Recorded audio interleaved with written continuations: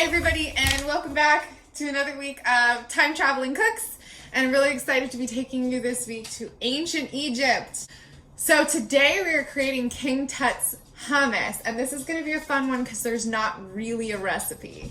So something like hummus has been around for centuries, hundreds and hundreds of years, and it has changed a lot, but also not at all. So the flavors that we tend to find in the grocery store are like roasted garlic, or you might find a roasted red pepper. There's my cat's face. You know, the Egyptians used to honor and pray to cats, so that's why he came for a visit. So hummus can be lots of different flavors, and back then the flavors would be a little different. They would have used things like nuts, maybe like parsley or other spices. And actually there was this recipe that I put onto yours for a 13th century spice mix, including bay leaves, cardamom, nutmeg, cloves, ginger, black pepper, rosebuds, spikenard, which I don't know what that is, betel leaves, mace, long pepper, and the fruit of a Syrian ash tree.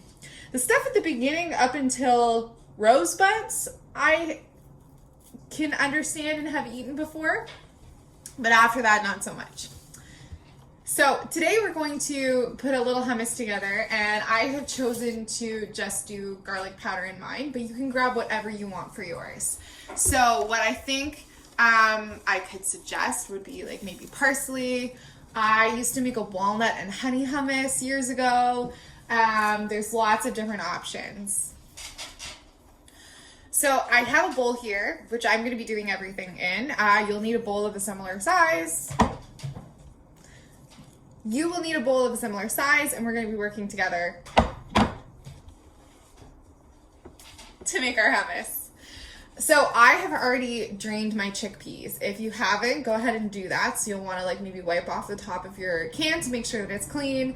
Open it up with a can opener and then drain out the chickpea water. A little random extra is that you can actually make whipped cream out of chickpea water because it's got protein in it, just like eggs, or like butter or something like that. So if you whip it up, it gets really frothy, and then you just add sugar, and it actually is a vegan whipped cream. So if you don't want to throw out your chickpea water, you can do that. You can also cook rice in chickpea water because it's got a lot of protein. So if you don't want to waste it, you don't like chickpeas. Maybe he is Egyptian. Very strange.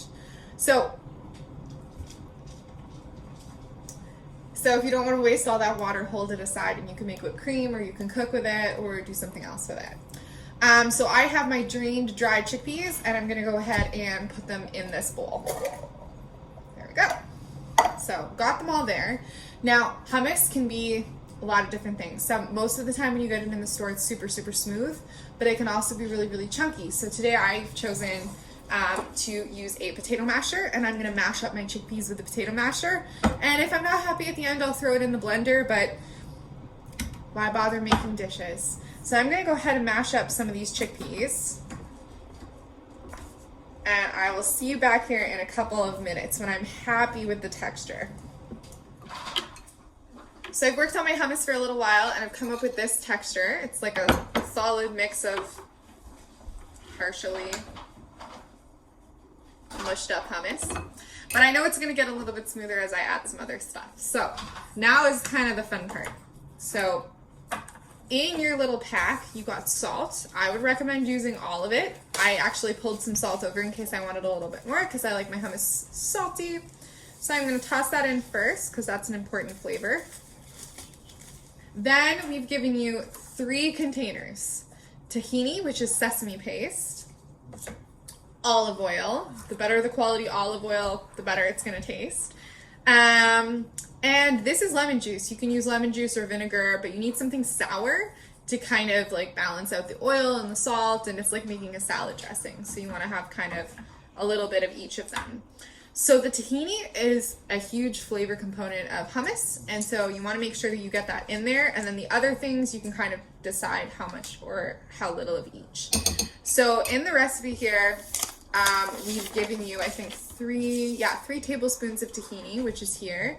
I'm going to add mine probably about like 2 tablespoons worth of it, and then kind of see what I think.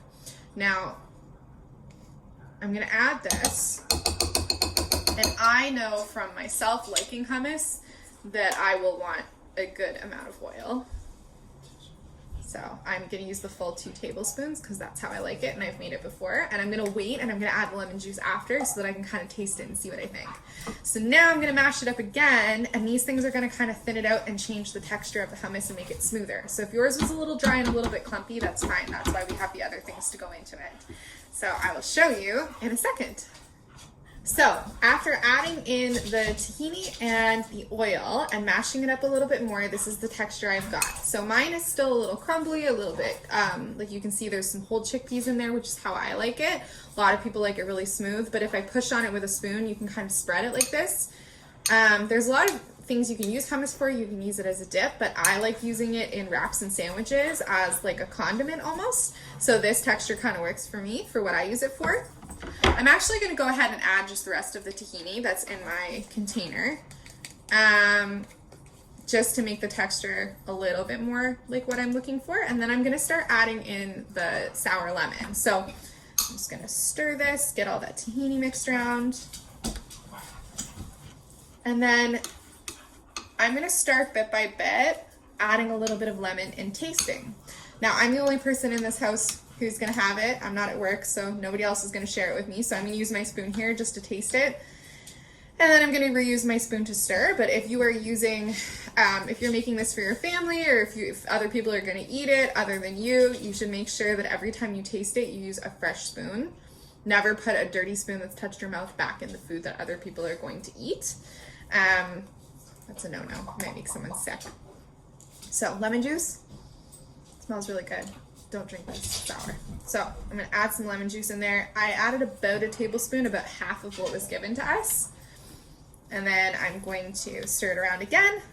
And then this is the fun part, is you get to taste it and see, like, what do you want it to taste like? What kind of flavors are you looking for? All right, taste test time. It's good. Mine, I think, just needs a little bit more lemon juice and a lot more salt for me.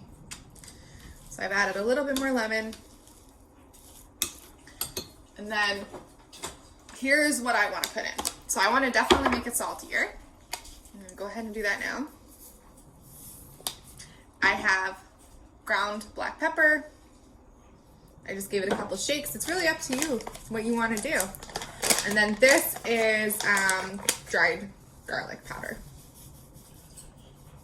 And I like garlic, so go for it. It would taste even better if you roasted garlic, crushed it, and put it inside. And give it a mix. And whatever you put in it is kind of going to change the color, change the smell, change the flavor, so you can play around. I've seen some green hummus, which is either mint or parsley. I don't think mint and hummus would taste very good personally, but I know a lot of people have done it. And one final taste test. And see if you like it. And there you have it. Your very own version of hummus, just like King Tut would have done. So you are now ready to rule an entire ancient civilization.